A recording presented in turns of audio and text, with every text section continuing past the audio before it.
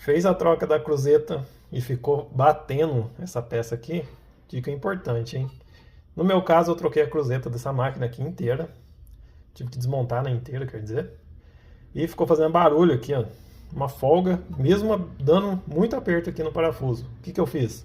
Eu fui na casa de parafuso, comprei essa arruela aqui, ó. Eu comprei duas, aliás. Uma mais fina e uma mais grossa.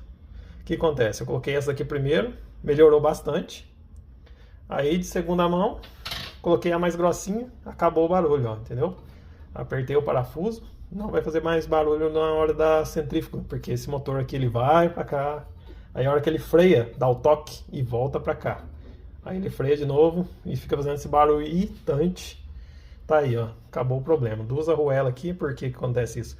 Por causa que a cruzeta que foi trocada, a usinagem é meio diferente uma da outra, entendeu? Mas isso aí, ó, resolveu o problema.